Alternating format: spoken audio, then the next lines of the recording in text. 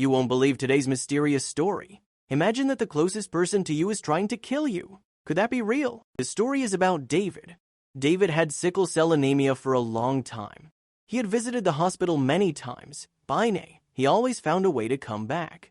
This time, however, he fell into a coma. David's loved ones were starting to lose hope as they watched him lay there on the sickbed.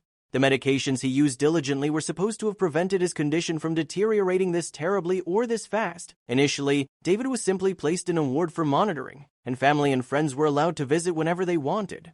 When things began deteriorating, it began with David getting tired. Everyone chucked it up to him just needing some more sleep. Then the sleep started getting longer and more frequent. The family started noticing certain things in his waking hours that they started getting worried. One day, David was all right, his frequent tiredness being the only indication that there was something wrong. The next, he started showing signs of troubled speech, where his words were starting to slur. Things would only get worse from there until he would be transferred to the intensive care unit of the hospital. The days in the ICU were the worst for David's family. All they could do was watch his sleeping form and pray for a quick recovery.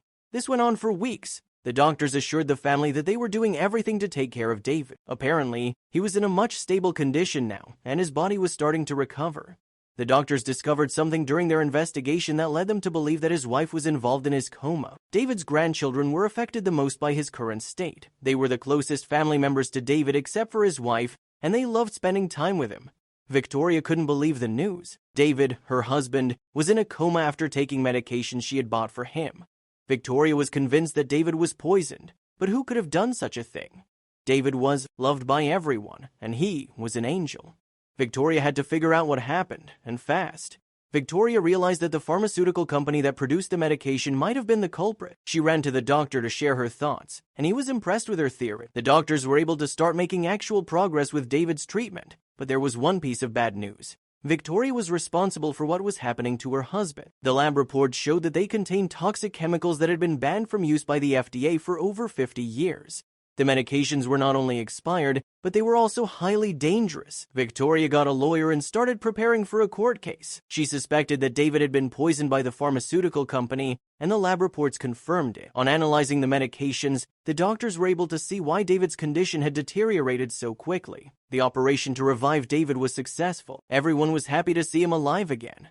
However, Victoria felt guilty. She had been the one who purchased the meds and gave them to David each day. She knew that she wasn't responsible for putting him in a coma, but she still felt like an accomplice. The police arrived. Victoria was a witness in what was now a big case. She had single-handedly blown the lid on an operation that had probably caused the death of hundreds if not thousands of citizens. The officers were able to get hold of the first suspect, the store owner of the pharmacy from which Victoria had bought the medications. On further interrogation, it was found that the woman was involved with a larger crime organization involved in the sale of fake and expired drugs for profit. Victoria was considered a hero for her role in uncovering the crime, and she was no longer guilty. David was on the road to recovery, and Victoria was relieved that justice was being served.